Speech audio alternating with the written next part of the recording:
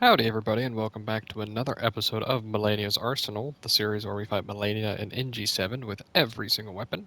In this episode, we'll be using the Venomous Fang. Real quick, I'd like to ask if you do enjoy the series, please do leave a like on this video and subscribe if you'd like to see more. Leave a comment if you'd like to choose a weapon. This time I chose it myself, and I chose the Poison Venomous Fang. So let's get right into it. One of the weapons designed for gladiatorial combat, used by duelists who were exiled from the Colosseum.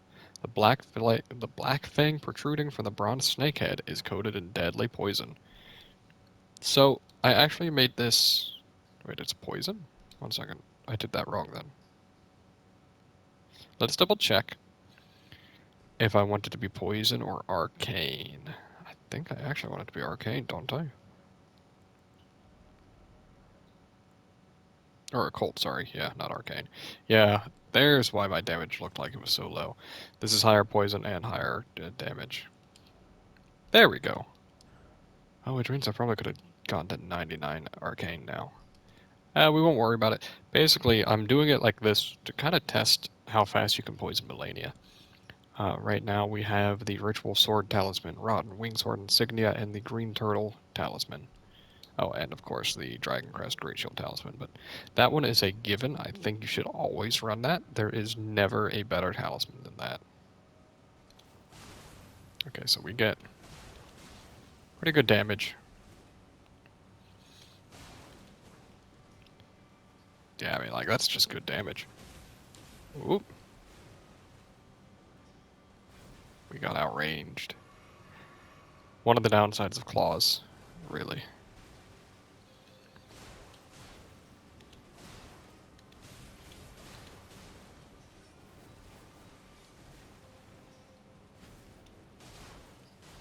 She's already poisoned. Let's see, it does 75, so it does 49 damage per tick on poison. And that should tick for the next minute, I think. I'm pretty sure. Oh, my range, dude. Okay. But yeah, so that was basically the whole idea. Wondering if I could run this with Kindred of Rot's Exaltation. Granted, I don't have that talisman.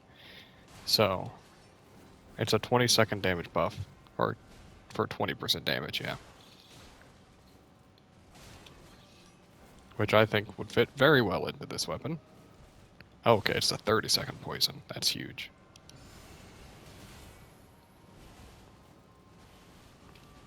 And I honestly think if you have a weapon with this much poison buildup, I don't think poison would even necessarily be bad against her, right?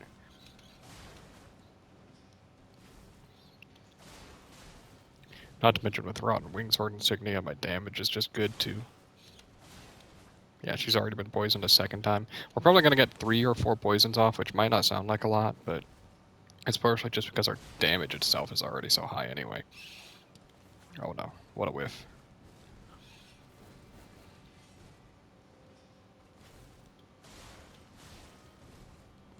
But you can see that this thing is chunking her. Oh, I whiffed. This is a claw weapon, not a fist weapon, and that's a very big difference in terms of how the Malenia fight plays. That was just bad movement on my part. But the R2 is a single hit. That's funny.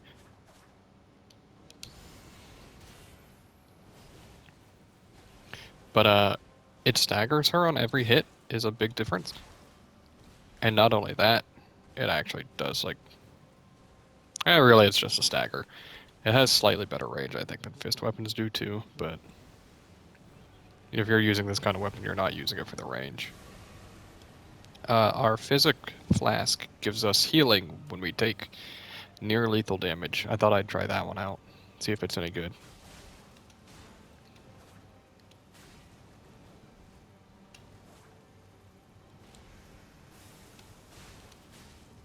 Alright. I don't think it's enough to heal me completely, or to heal me to, like, save me, but I thought I'd try it. Just in case, because I've never actually used this Physic tier before. There we go. She's poisoned again. That hit me. That's okay. It is... Whoops. Yeah, I think there I would have died even if I had the healing, if she'd gone for like the flip.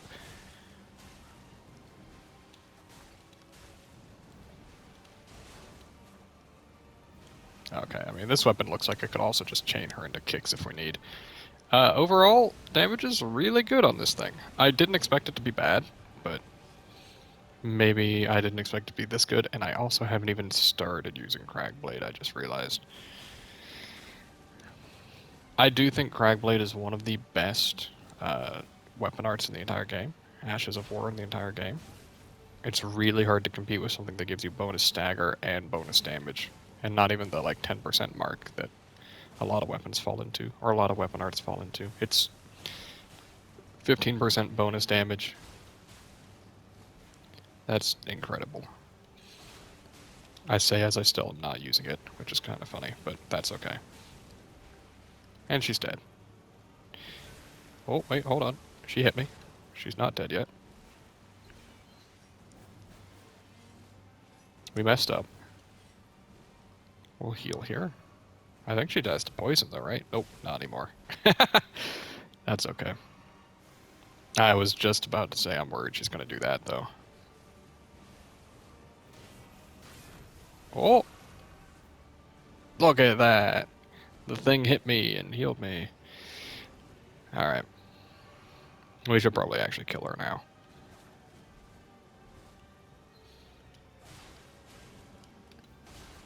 Yeah, I mean, like, our damage is so high. I don't know why I put up that little charade, but anyway, I really did just make a couple mistakes, but look at that, it actually healed me, and I don't think it would have saved me, but it did heal me at least. And this could have gone even faster with Cragblade. And let's, really quick, before we fight Moog, let's try respecking. By the way, the stat requirements of this are 9/9, so like any weapon could use this. You can always have this as a backup weapon, you know? If we go 99, it's just higher already. It's only one more damage, but that's higher than the mix that we had. Which is good. So we could have gone into like some mind. We can go into some decks for even more damage here. Yeah, we'll just go to 521 and look at our poison as well. We gained, well, 8 more poison per swing, but we weren't even optimized on our build is really the main point there. And then again, we could have run Kindred of Rot's Exaltation. This is one of those weapons where you can min-max a lot of things with it just because it can have an Ash of War and it starts with a passive build-up. 154 poison is, 153 poison is nothing to scoff at either. That is, Malenia has the highest rot resistance and poison resistance in the game, and let's look it up real quick while we ride this elevator. Let's see how much she actually has, huh? If we can. I don't know if we can. Yeah, so she has 1,481. She takes under 10 hits to proc poison with this. For reference, she has like triple that for, or she has 1/3 of that for bleed. So it's a significant difference. And her frostbite's even lower, 306. Jeez, that is no frostbite resistance. Anyway, 659 damage. Even better than what we had before.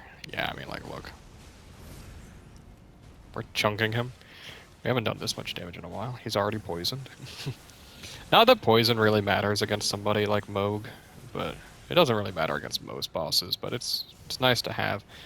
The issue is now our damage is so high that the poison isn't really gonna matter, right? Like,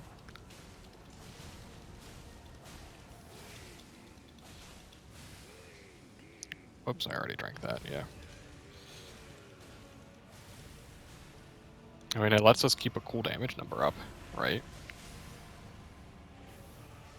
16,977. That's pretty good, not gonna lie. And we could probably poison him again really fast. Oh yeah.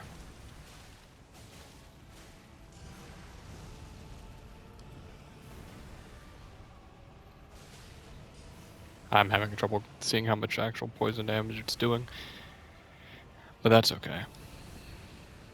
It's weird that you want to roll so early on that, but you really do. Wow, he barely clipped me with that, huh? Oh. Alright, let's slow down. Let's heal the fool.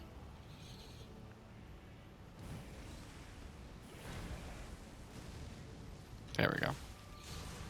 And that time the poison did 4,000. Yeah, that shows how much better DPS we were keeping up the first time, huh?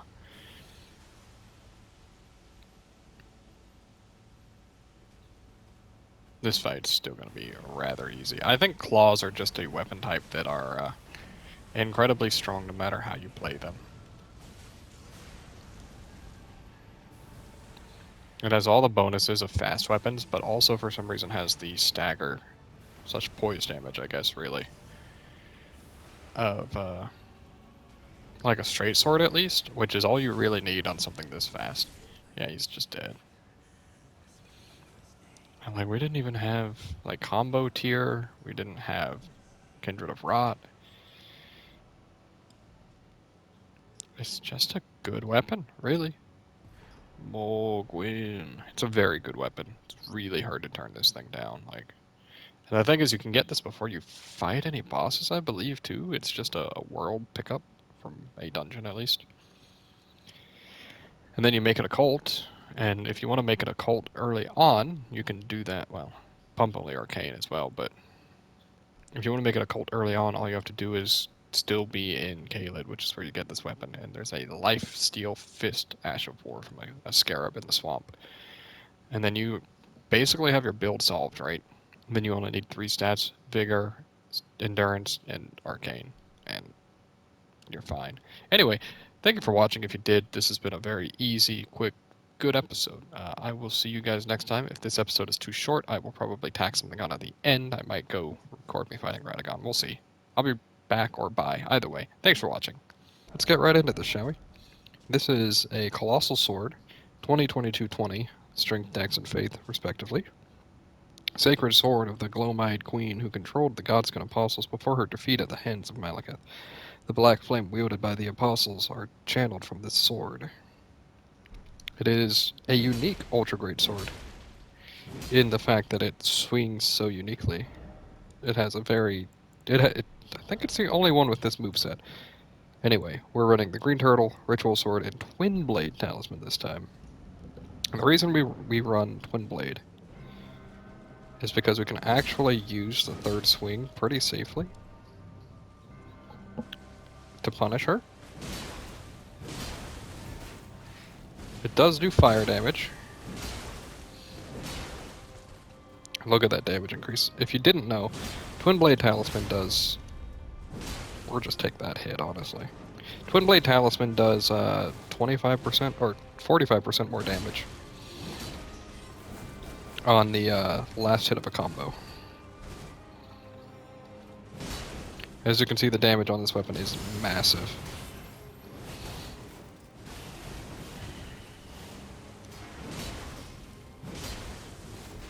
Her damage is going to be slightly lower, but overall, I gotta say, I think this weapon is just really good, no matter how you play it against her.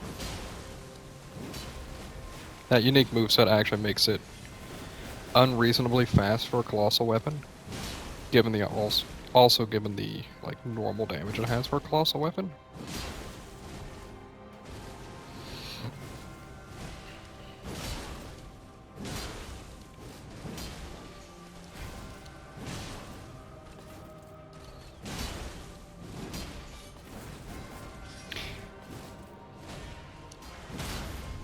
We're gonna go for a repost here and see what kind of damage we get. Honestly, not too different from a third hit attack. As you can see, this thing kind of demolishes her, though. The whole idea of these weapons are that they're Godslayers anyway, so it just makes sense, right? Alright, on to phase 2. I forgot to even fix my physic to be a proper one. Whoops. So I don't even get the bonus fire damage or anything, but that's okay. Weapon art is incredibly strong, but really tricky to use against Malenia, so that's why I'm not using it. And instead, I'm just using R1s because they're really effective against her too.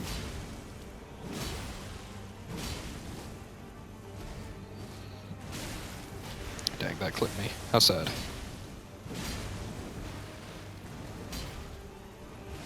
This thing uses less stamina than a normal colossal weapon by a large margin. Everything about it's just like better than your standard colossal sword, I guess I should specify.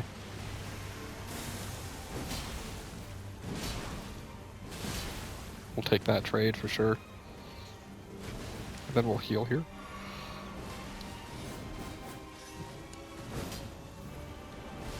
That version of that attack is unique because she doesn't actually guaranteed reach you. I hope that my audio is not too high this time. For me it sounds really loud, but that could just be me. Honestly.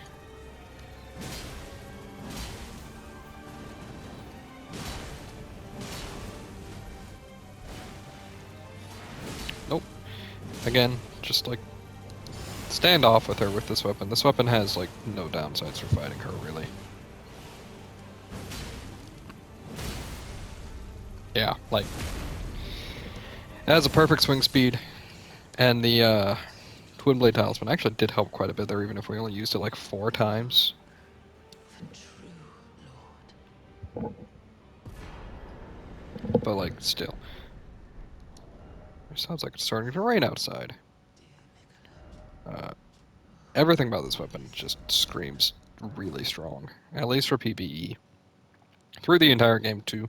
You get it in Caelid, in Dragon Barrow, kinda. It's really scaled up for endgame, but if you can get it early, it will do everything you would ever need.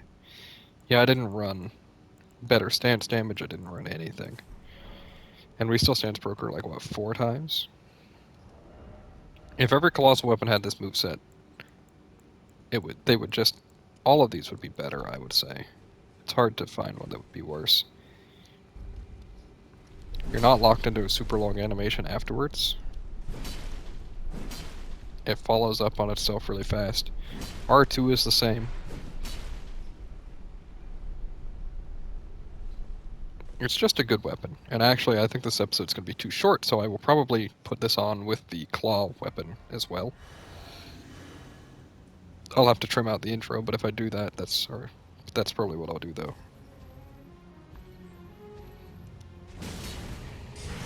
Even against him, who's like resistant to fire. This isn't insane damage, but it's good damage, that's for sure. And easy to get stance breaks with. Ouch. That's okay, we'll take it.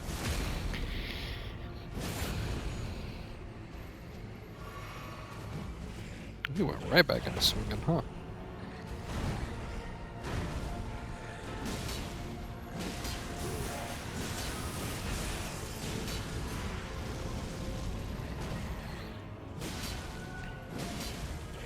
You're probably better off not using this weapon against him, or if you do, don't spec into the fire damage aspect. Unless you're like... Yeah, that's what I was thinking. Let's get a counter hit version of that, yeah.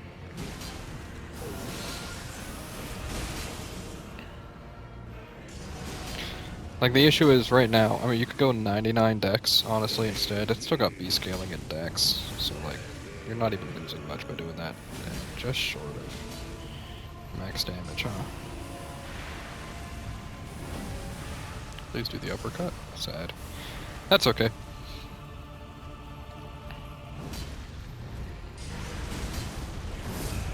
It's one of the only colossal greatswords that could do that on startup of his attack. That was a weird place to do that, but okay. I don't know if jumping actually gets you away from that hitbox or not, but sometimes I feel like it does. This is definitely a weapon that lets you set the pace of most fights, even against Moog, because you get more stance breaks than normal. Whoop. Alright, now we're in a really awkward spot, though. Really awkward. I should have died there.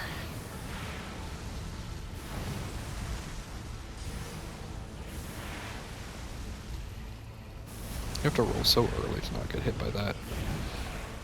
Let's try to charge her too. 900 damage. That's pretty good. Like, we're getting yellow damage on him, which I would hope you would for an Ultra Greatsword, but like... we'll take it.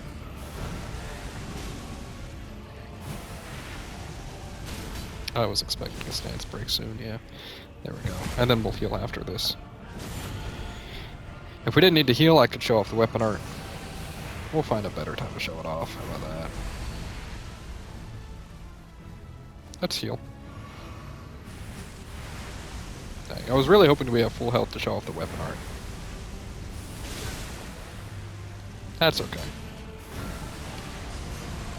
I'm being positioned really awkwardly against him, apparently, he's decided. So he keeps doing back-turned attacks. Oh, perfect. Let's try it out. Should just kill him. Yeah. Does it cost twice? Yeah, so it has up to 30 FP cost. And uses no stamina as well, if you haven't noticed. Actually, here, before he dies completely. Dang, I was going to try to show off the stamina consumption comparison, but that's okay. This weapon kind of rocks everything. It's really hard to use this weapon poorly, honestly. It's a god-slaying weapon. It's really good against, like, basically all of the final bosses. All the super bosses and stuff. It's just good. And I really wish more Ultra Great Swords, colossal swords, if you will, had that moveset. But it's the only one. Anyway, thank you for watching. If you did enjoy, please do leave a like, etc. And I will see you guys next time. I think I'm tacking this on at the end of the serpent claws. Bye.